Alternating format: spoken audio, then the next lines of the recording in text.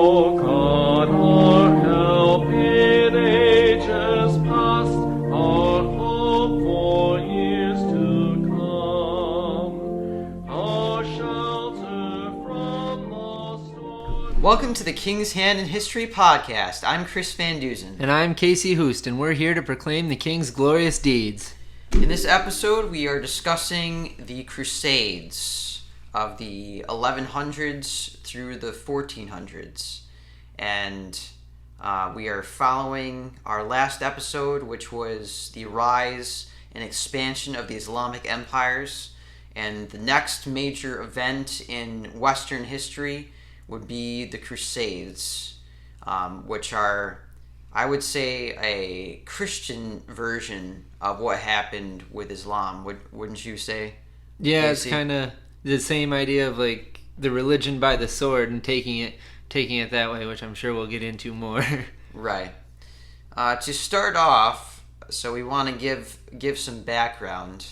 So by this time, Islam was in control, basically, of the Middle East, North Africa, and southern Spain. Southern Spain? Yeah, right? So at this time, the Spanish, which were a whole bunch of different kingdoms, were pushing the Muslims down into South Spain. Initially, the Muslims had all of Spain, even up into France, but right before the Crusades, actually, there was a big battle at Toledo in 1085 where the Spanish won, and like I said, so now it's just southern Spain. Right. And so, and in Europe, what the setting is there is, by this time, the Western Roman Empire is no more. It's a conglomeration of smaller kingdoms, mainly which consist mainly of France, Germany, and, well, by 1066 it would be England, which is controlled by the Normans, right? The Normans mingle with the Anglos, the Anglo-Saxons who are in England, and basically, so they actually have a kingdom that's in England and in Western France, and then you have a Eastern French kingdom, I'm guessing. Yeah. And then a German kingdom. Yeah. And then many kingdoms in the area of Spain and Italy. And what basically the only thing that unites them now is their adherence to Catholic Christianity, which is now led by the Pope. By this point in time, the Pope has risen to the status of the Vicar of Christ. So he is the spokesman of Christ. You are, according to their formal teaching, you are to view him as Jesus on earth. I actually think that was Innocent III that coined that term, the Vicar of Christ. And Innocent III was when? He was late 1100s to early 1200s, and he called for, I think, 2 of the different crusades. Okay. So that's actually after the First Crusade. But still the same idea of, like, right. That's more just the recognizing of this is what we're going to call this power that the Pope has, pulled to himself. Right.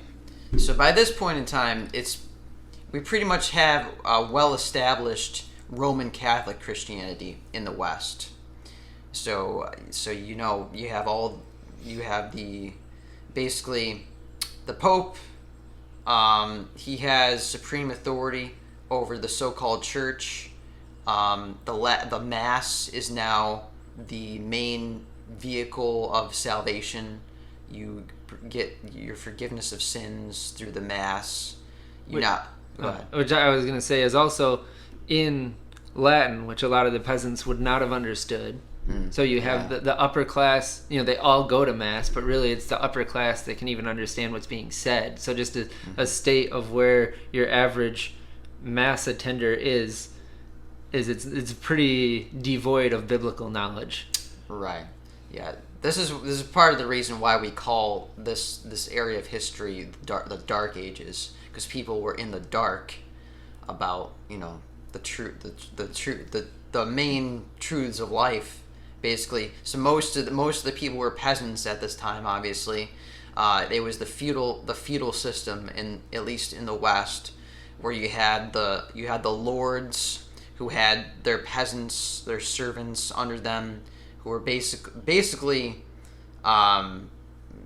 You could consider them slaves. They were enslaved to their lords. Yeah, pretty much. And then the lords had the lords were the warrior class, right? For the most part.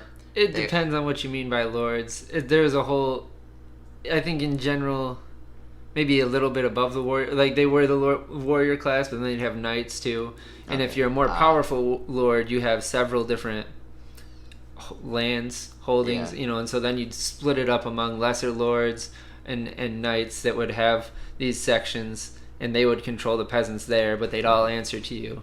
And then also when it came to war, if you said I'm going to war, they would all have oaths of fealty to you, so you would call them all to come with you. Right. And that was basically how wars were fought. It was how kingdoms work. They weren't how kingdoms are, and not that they're kingdoms really anymore.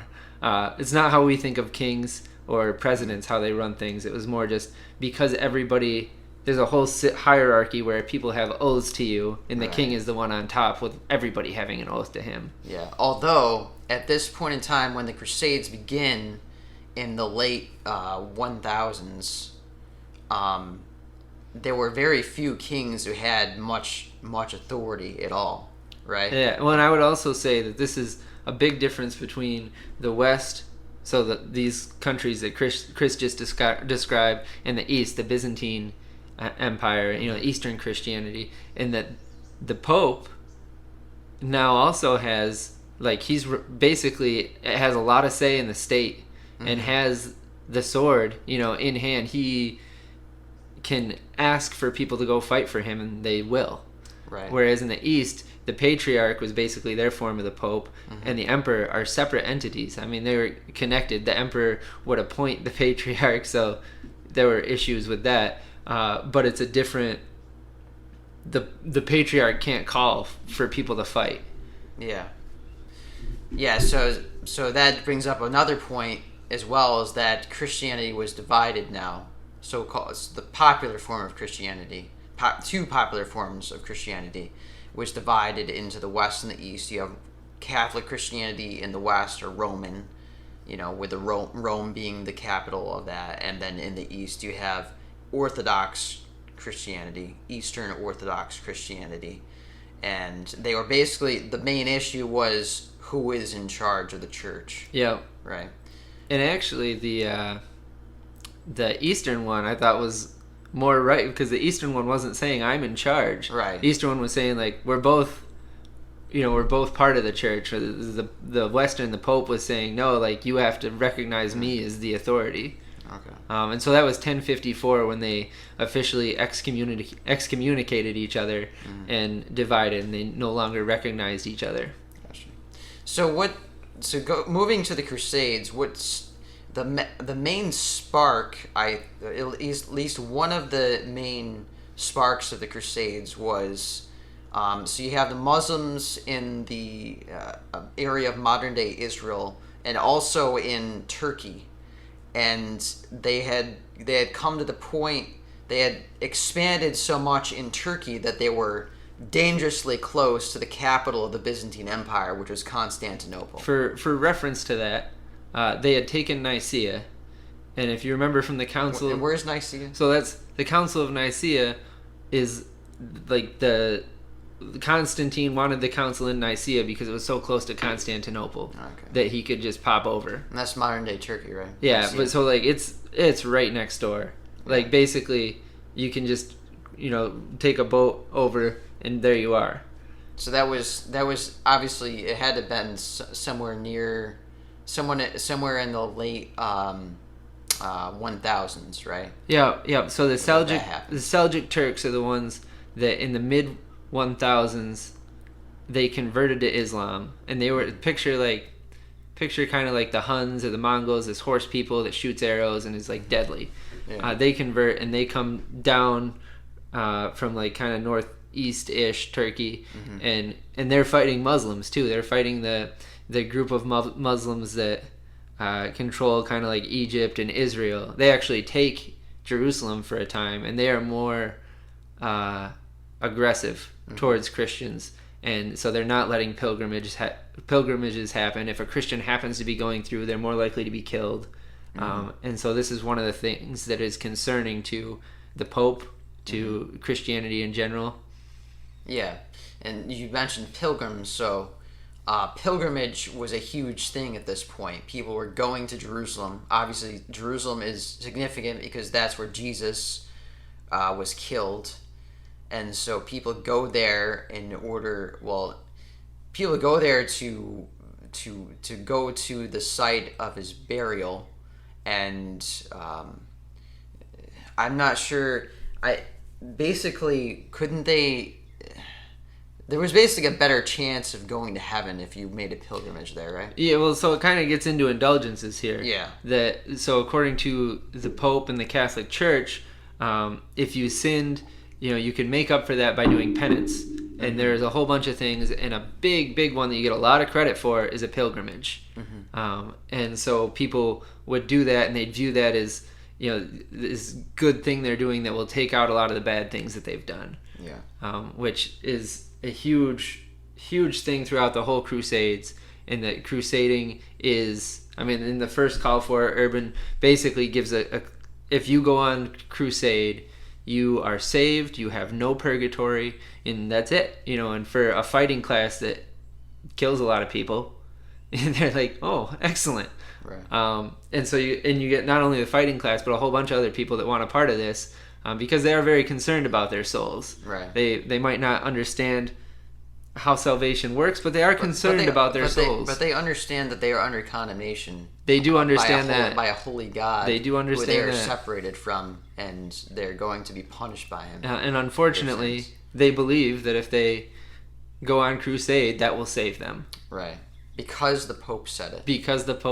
Right. Yeah. And you mentioned Urban. At this time, with the first crusade, it is Pope Urban II, who is the Pope of the Roman And Catholic so when Church. he calls it, he actually, there was a group that came from the Byzantine Emperor, which I think his name was Alexios, but don't quote me. Alexius? Okay. Yeah.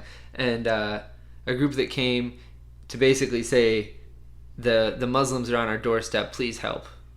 And he takes that and factors in a few different things for himself, to be like, well, it'd be nice to get better relations with them, but also to free up the Holy Land, also to get the fighting class out of here because they're just fighting each other. And, probably sees it as a way, too, to be like, this is something that I can cement my name in history as. So there's a lot of reasons for him, but he answers this call and gives this speech where he tells people that they should, tries to incite this crusade, and specifically gives this indulgence that if you go on crusade, you're good. Yeah, is that? It's called the Council of Clermont. Was that a church council where he delivered that speech or that address? So I believe it's a city that it wasn't like a church council. Okay. And it was, but they knew it was going to be a big. But there were. I'm sorry. I'm now remembering. There were many lords there. So he had set it up to have a lot of listeners there, and actually, it was so large that they initially were going to have it in the cathedral, but they quickly realized that it's got to be outside. There's going to be too many people, and he actually continued to travel around and hit like big cities on certain like feast days and stuff like that, where people would come to hear him speak, and touted the Crusades and to try to get a lot of people to go. Right. And so what he was, and one of the ways that he tried to persuade them was saying, well, which was at least partly, it was true for the most part, that there were Christians there who were being massacred in the Holy Land, in Jerusalem particularly, that were being massacred, that were, and the Muslims were mistreating them, obviously, with, looting them and raping their women and things like that. Yeah, it was, I would say that pilgrims going down it was dangerous, right. And that you never knew what you were going to get. So you do have pilgrims that were being killed, but then it's also, there wasn't any like big specific massacre that incited this one. And also his information is trickling from trickling in from thousands of miles away. So it's, Right. yes, there were pilgrims that had been harassed, pilgrims that had been killed. Did he make that sound like, really bloody and like we need to go save these people? Yes. Was it, like, was that happening? Yeah. Was it? It was, like I said, it wasn't like a massive. He might have blown it out. A little bit. But at the council, which was that was in 1096, right? 1095. They left in 1095. 1096. Okay. So 1095, as a result of his speeches, you have, particularly at this council, I don't know if all of the lords, but a huge number of them, they vowed that they would go on crusade to Jerusalem, to retake Jerusalem, to fight for an interesting crusade means take the cross. So just an interesting and they word, and they would signify this by sewing the symbol of the cross on their clothing, on their shoulder, I think. Yeah, and at this point too, you have this picture, as I remember reading the Song of Roland, the sword, as a picture of the cross, right, with the hilt that way, and so they kind of view they have at this point they have tied fighting and taking up the sword to the infidel as taking up the cross, which we would obviously disagree with. Yeah, that's not how you take up your cross. Not by fighting. But they were already warriors. They were, yes. So it just made sense to them. I'm a warrior. I want to obey Jesus, who is speaking to me through the Pope. So I'm going to go down there and kill the enemies of Jesus, mostly to save my soul, so I can have eternal salvation. And there was obviously a big interest in Jerusalem, because even when we say, like, this is where Jesus walked, this is where he died, this was, like, to us, that's intriguing. Mm-hmm. To them, multiply that by like 1,000 to be like, this is not only intriguing, this is a holy ground. These stones where he walked are holy in themselves. Like, if I take this stone, it becomes a relic type of thing. Right. So they take that to a whole nother level, and Jerusalem itself can't emphasize too much how important and central Jerusalem was to them. Right. As the city of Jesus, and the city where you could get these relics. So 1095, they vow to this, and then the preparation for the First Crusade. Well, actually, to start off, there was what was called the very first crusade was actually the People's Crusade. Was not all these lords who had taken vows to go on this so-called pilgrimage, but it was when the Pope was proclaiming these things. Mostly peasants decided, if I can get salvation by going to Jerusalem, then I'm gonna go, right? So there's thousands upon thousands of peasants who decided to go down there and fight the Muslims. Which is not what Pope Urban was shooting for. Right. But yeah, these guys think, like, I want the salvation, and also, my lot in life is a peasant, but if I go down there and we sack some big city, I could get wealthy. Mm-hmm. So yeah, these guys just go immediately before the actual fighting class, because the fighting class, actually prepared. Right. These guys just go. Yeah. And they show up to Constantinople, and the emperor is kind of like, please don't come into the city. He ferries them over to modern day Turkey, and they're there for a little bit. They're led by a guy named Peter the Hermit. He kind of was an interesting story. And the Seljuk Turks meet them in battle and just decimate them easily, because they're there with pitchforks. Yeah, right. So they're destroyed. So now, how did the nobles and the lords and the knights, how did they prepare for the First Crusade? Because it's not like they were automatically ready. It was a long, hard process. Yeah. It was costly.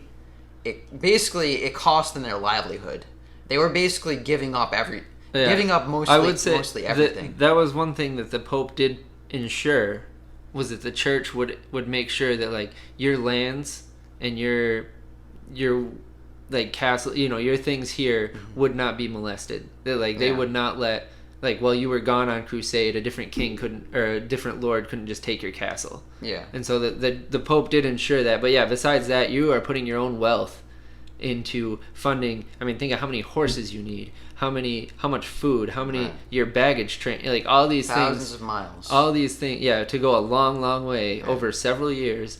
All these things that you're just paying for out of pocket, and so they are taking some time to prepare because, a lot to get together, and even just to arrange for who are you gonna leave in charge, who's going, all that type of stuff, and getting your affairs in order before you go. Besides just getting your stuff to go.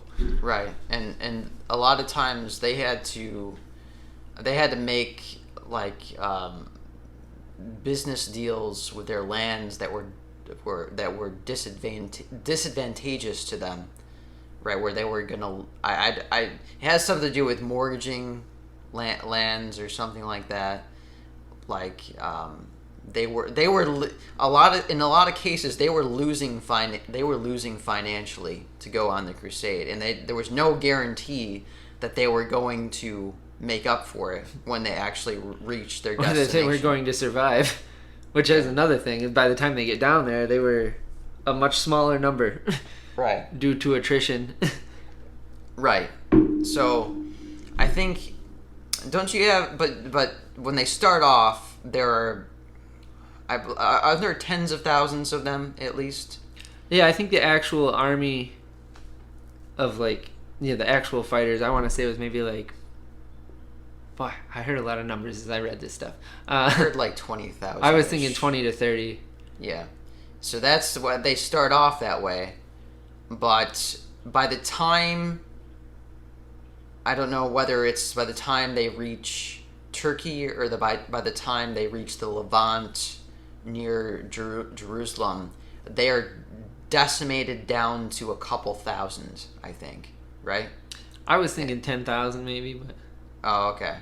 Because maybe I'm thinking of once they reach Jerusalem. Yeah. It's only yeah, they weren't a few thousand. They still had enough to take Jerusalem though. Right. But yeah, I don't remember. But regardless, it is the rate, the percentage of them that they actually reach their destination of Jerusalem. It's a very small minority of them that reach there. Yeah. I'd say probably most of them die because of starvation or disease, right, on their way there. And let's see here. What was but the Byzantine Empire, what was their relationship to the Byzantine Empire? Did he support them in some way? And so at this point, yes. In the Byzantine Empire, because they basically picture where Constantinople is. There's a ways to get down to Jerusalem, and so they fought their way down through. They took Antioch, which was a major siege, and so the Byzantine emperor was supporting them at this point. Mm-hmm. As we get into later crusades, there's a lot more friction there, and sometimes not supporting. But yeah, the Byzantines are behind them, and so to kind of move forward a bit, they do take Jerusalem. In 1099, they reach their goal. They take Jerusalem. They came in at a good time where the Muslims were kind of infighting. Like I mentioned, the Seljuk Turks, they had taken the city, but then the Egyptian Fatimids had taken it back. Mm-hmm. So they come at a good time, and they managed to take Jerusalem. And they set up a kingdom in Jerusalem that would last... Well, Jerusalem would fall in 1187, but the kingdom of Jerusalem and their lands down there in the Holy Land would last until 1291. Mm-hmm. So this is about 200 years of having a Western Christian kingdom right there. Now, one podcast I listened to about the first taking of Jerusalem, they note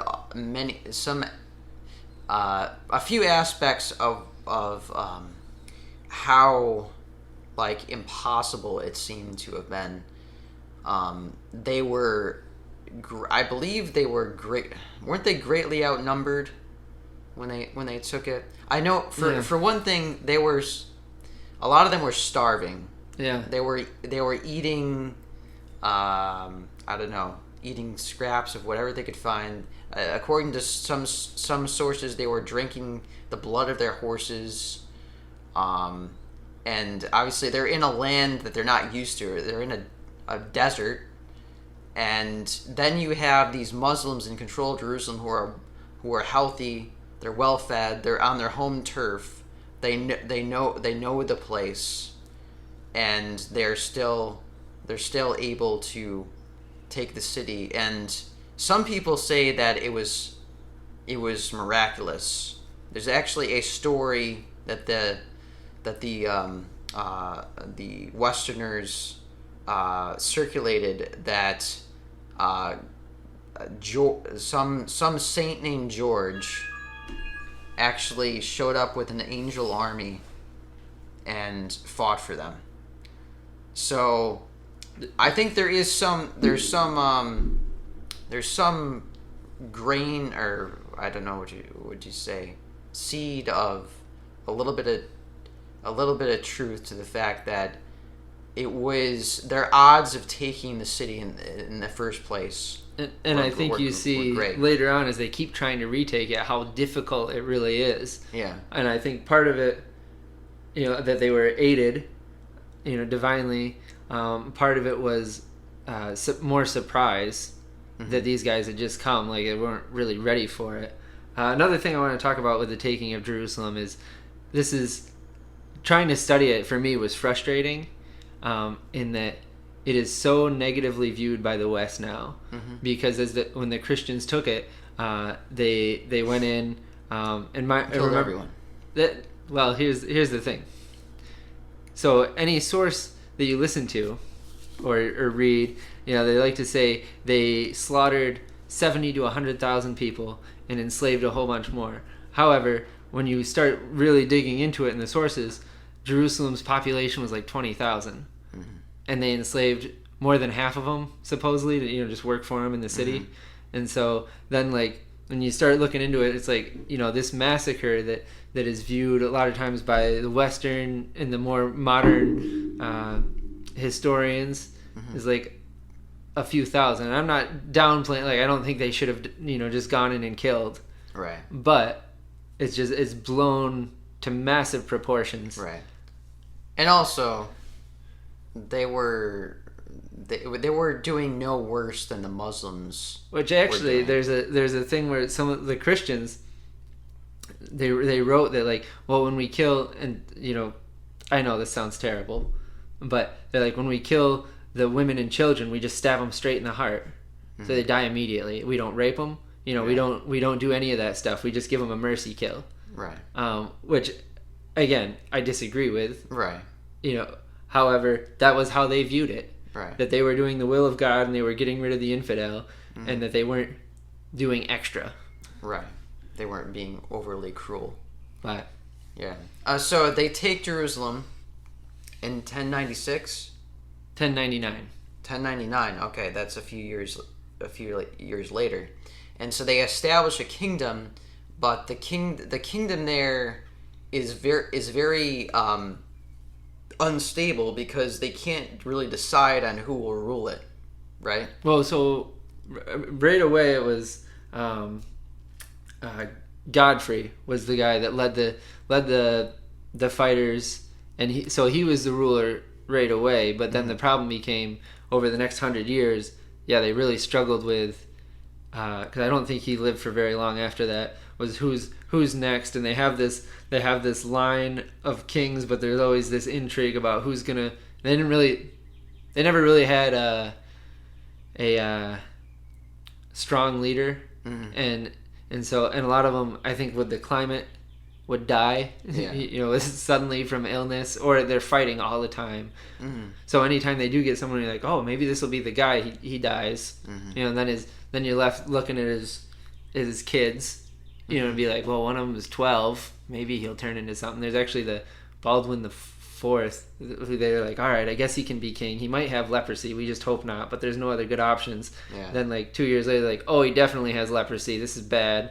But yeah, so they really struggled to find a strong ruler, and that was definitely definitely led to their downfall of the city. Right, but nevertheless, they kept Jerusalem for at least a couple hundred years. No, not the city. Oh, okay. At least in that area. There's they called it the Kingdom of Jerusalem. Okay. And so that was the area. They had 4 Around different counties. Yeah, but so then Jerusalem, the city, fell 1187, so 88 years later. Mm-hmm. And then they... It's still quite a bit of time in a hostile area. Yeah.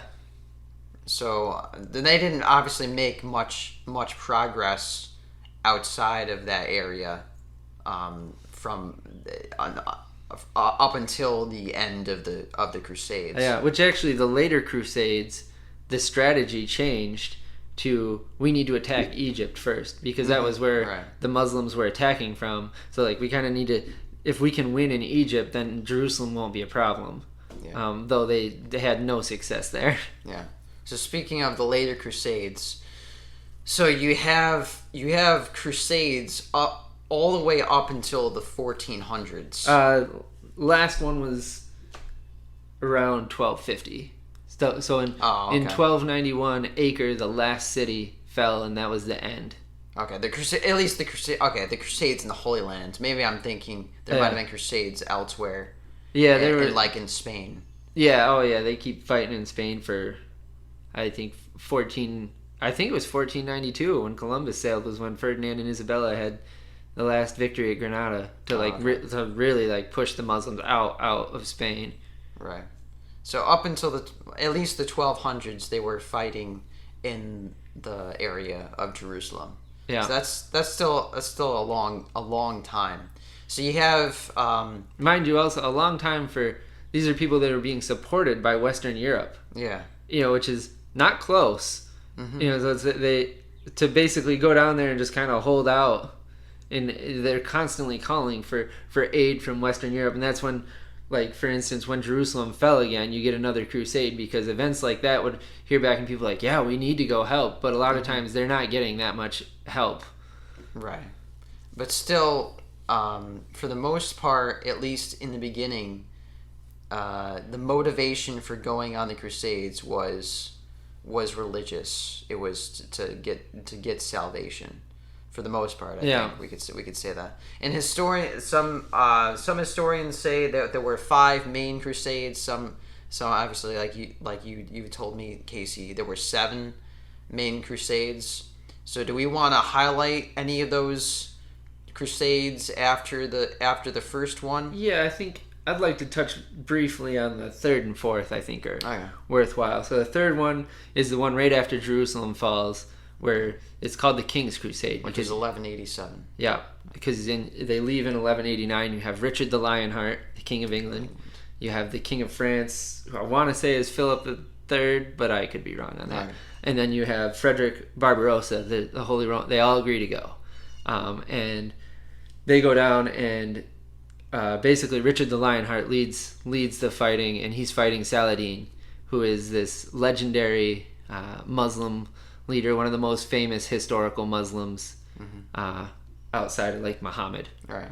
And so he's the ruler of the Egyptian Sultanate. Yes. Yep. And he's the one that had taken back Jerusalem. Yeah. And he's famous, as I told you, for not killing everybody, which is a little bit of a misnomer in that he wanted to kill everybody. Right. But the Christians in Jerusalem were like, had offered to surrender, and he said, no, I'm going to kill you. Mm-hmm. But then they said, we're going to desecrate the Dome of the Rock, which is a Muslim holy site. And at that point, he was willing to deal with them. Not just decimate the Dome of the Rock, but also kill all the Muslims in the city. Yeah, well, here's another thing about our friend Saladin, is when the Muslims got handed back over to them, he killed them because they had surrendered to the Christians. And then another little thing. So he had defeated the Kingdom of Jerusalem's army outside of the city before, and he had taken so many slaves that he flooded the market to where one Muslim writer writes that he got a slave for a pair of sandals, like a working male slave. Yeah. And so when he takes the city of Jerusalem, he says, "I will let you guys go, but for each person 10 silver coins." And so I think that part of it would have been like, if I take you as slaves, I know I'm not going to get anything. And so if you can pay 10 silver coins, it's better than what I'd get otherwise. But so anyway, you have Saladin, and Richard the Lionheart fights him, and they're two of the most famous names from the Crusades. And Richard the Lionheart actually never loses a battle to Saladin, but he doesn't have the forces to take back Jerusalem. And they end up coming with some type of treaty with each other. Saladin basically agrees that, Christians can come to Jerusalem on pilgrimage. They will be unmolested. And so that's kind of the end of the Third Crusade.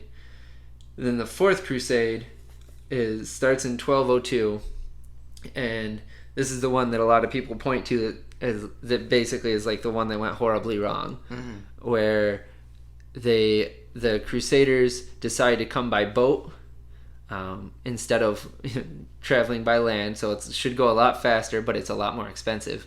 And they get down there and they do not have the funds to pay the Venetians what they promised them, and so the Venetian leader basically says, if you help me take this city island that I've been trying to take, that'll count. And so they attack a Christian city, siege it, and put it to the sword. And the Pope excommunicated all of them, actually, which is ironic because they're doing it because he's told them. And so then they go to Constantinople, and they get told by one of the princes there that if you help me take back the city, because my father was the emperor and they pushed me out, that then I will help you. And so they help him take back the city, and they don't like destroy the city to do this. It's more their force, their presence there helps it happen. But then he gets assassinated like immediately after, so they're not happy about this. So then they do siege the city, and they manage to capture it. And actually Constantinople, the Byzantine Empire, becomes, and they do sack it pretty good. And so you see these Christians on crusade, not completely destroying, but like destroying a lot of Constantinople, this the capital city of another Christian empire. Right. And so then you get Constantinople is then run by Westerners for the next almost 60 years. And so, those are two of the big events in the Crusades. Then after that, what's the aftermath of their taking Constantinople? Do they actually go down to the Latin kingdom in the Jerusalem area eventually? I think they some of them make it that far, but it's unsuccessful, and that by that point they've spent most of their powder. Yeah. But the definitely, it's interesting to see the Byzantine Empire is definitely in decline at this point. I mean, really, it's in decline right from the start of the Crusades when you think of how close they were. And the Crusades, the Kingdom of Jerusalem and the Crusaders kind of give them a buffer for a bit. Right. But then all the infighting and then the fighting with the Westerners, you can see that Constantinople is not in good situation at this point. Right. So let's talk about the end of the Crusades. How did they end? What were the main causes for the end of them? I would guess it was probably I believe it was the rise. Was it the rise of a new Islamic empire that gained power?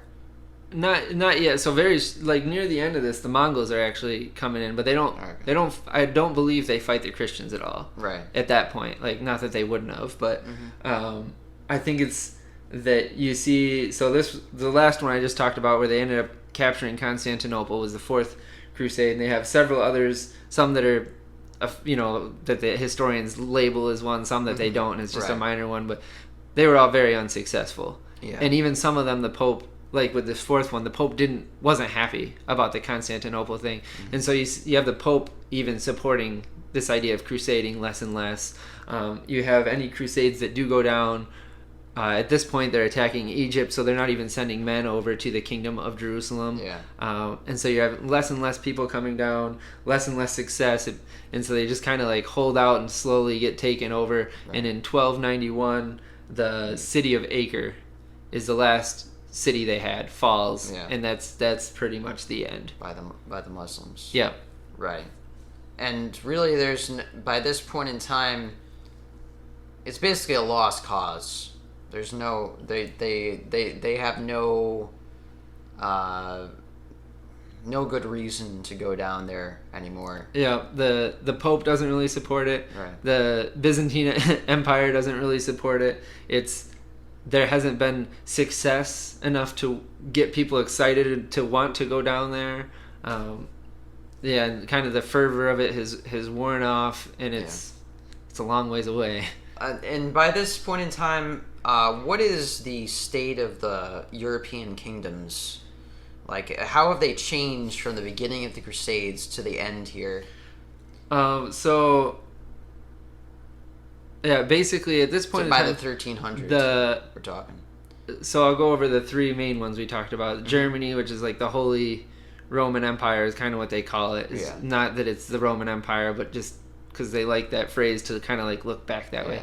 At this point, the Holy Roman Empire has grown in power. Mm-hmm. It is rivaling the Byzantine Empire. Mm-hmm. They've had some strong leaders, and I would say this is the most powerful kingdom in Europe at this point. Mm-hmm. You have, I'm not sure when exactly it starts, but England and France, by the end of this, they definitely would have been in it. Yeah, the 100 Years' War, where they're just fighting each other, and England at this point would be dominating France. Mm-hmm. And then obviously, as we get into the 1300s, France has more success. And you have still the feudal system going on. Mm-hmm. But yeah, we are looking forward to. It's not. We're getting to where it's not that far from the Renaissance, from an influx of knowledge, which this would have helped with. Mm-hmm. Going through Constantinople, down into the Holy Land, dealing with Muslims, bringing back some wealth. Mm-hmm. That you get more of that. That's starting to spur it on towards technological advances, towards philosophical advances, right? As our culture would see it, at least.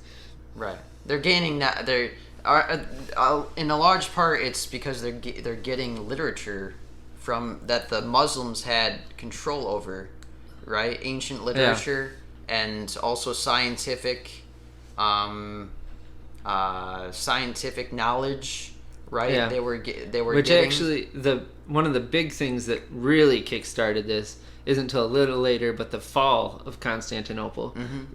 because you have all the Greek-speaking people down there that suddenly need to get out, and they come to Western Europe and they bring their knowledge of Greek, and like then you see them cracking open Greek Bibles, the original manuscripts, and be like, oh, this doesn't say do penance, it says repent, right? Things like Martin Luther. That was actually Erasmus that said that. Oh, I'm sorry. Yeah, you're right. And actually, another thing that Erasmus said, which I know he gets a bad rap, at least from Protestants, because of his dealings with Martin Luther. But another thing he said, he commented on the Crusades and said basically, we learned that we don't want to conquer people by the sword. Yeah. We want to conquer them with truth and convert them, which I thought was an astute observation. Mm-hmm. Right. So, basically, what happens with the Crusades, I'd say a big result of it is that the Islamic empires lose power. They like you said in the last podcast, Casey, they become backwater people. They get in. Like I said, with the Mongols coming too. They go back. Yeah, they're decimated by the Mongols. They want to go back to the Quran alone and reject all new knowledge and discoveries in things. And Europe now is gaining all this knowledge, all these technological advancements, this wealth, and so they advance in their societies. The feudal system kind of declines in its usefulness. The warrior class becomes almost useless by the end of the Crusades because of the military advancements that make heavy mounted cavalry basically useless. And we now there's a rise of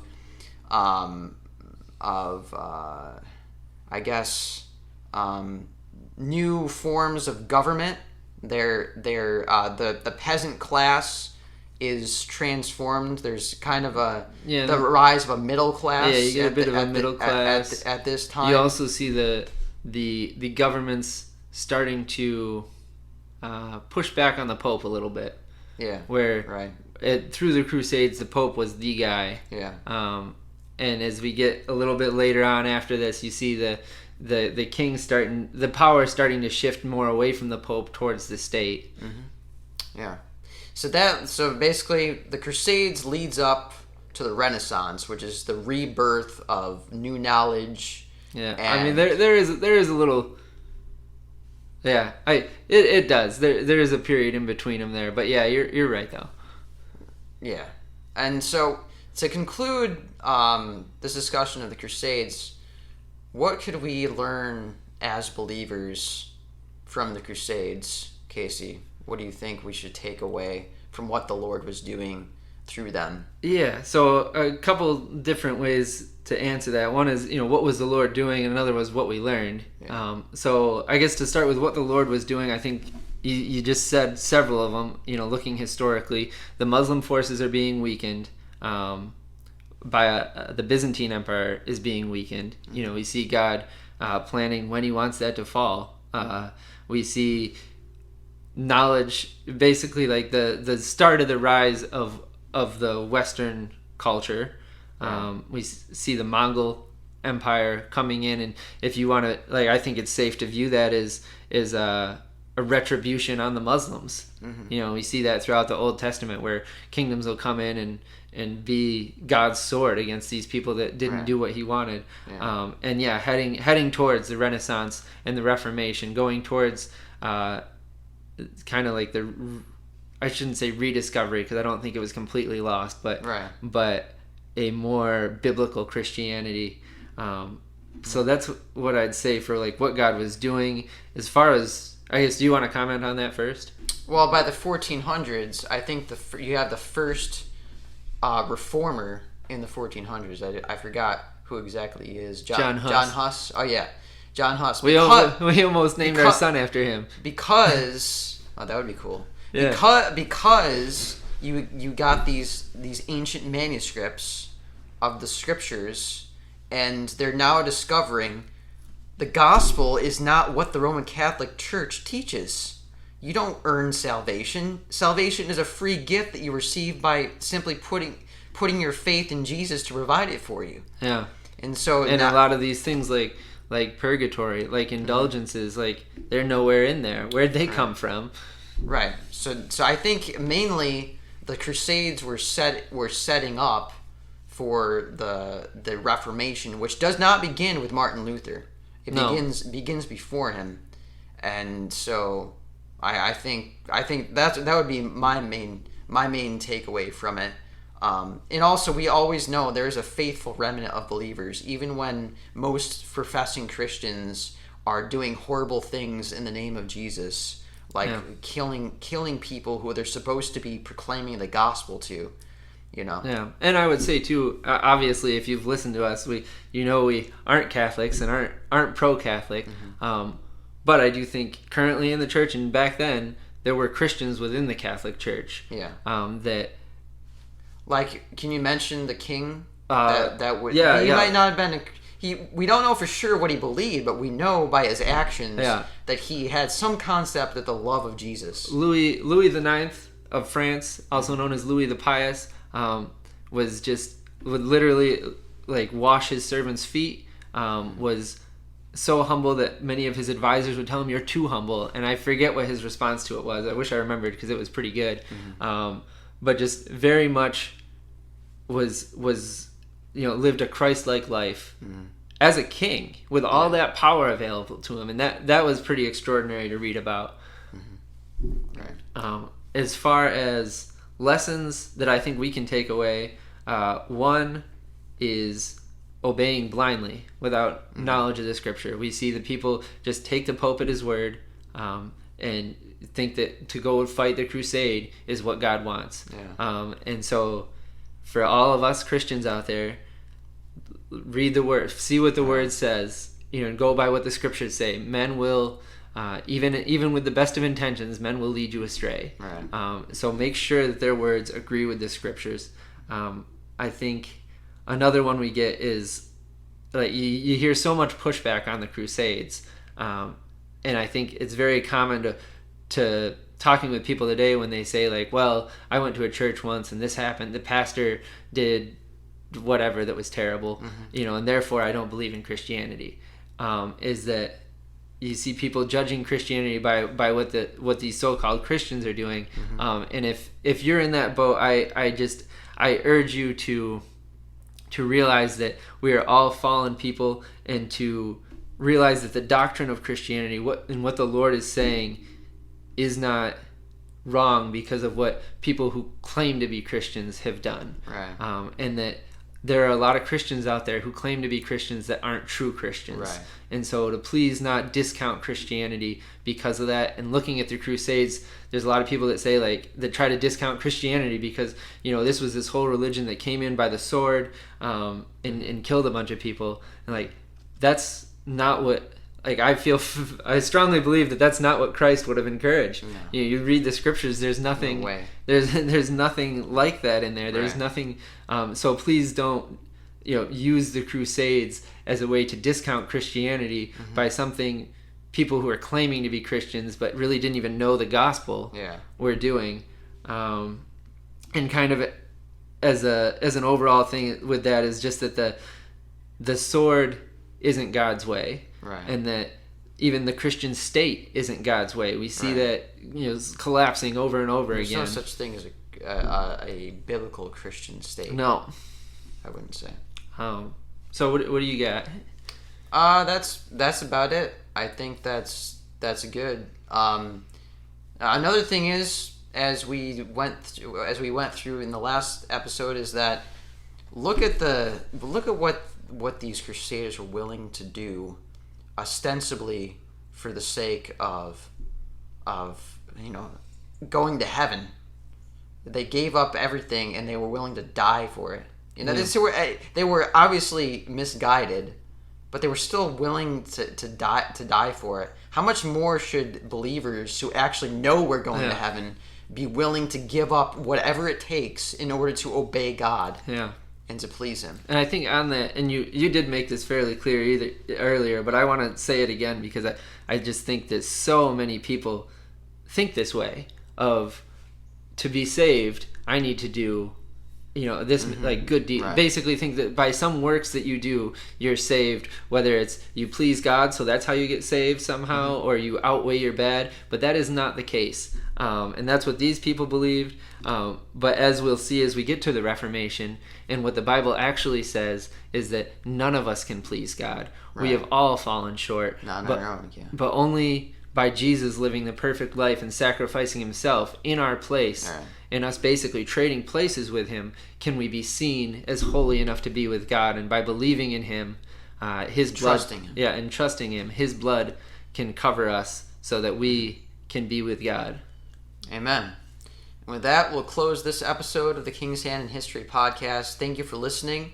And next time we will move on from the Crusades to the next most important topic that we have in mind. So God bless. Thank you for listening again.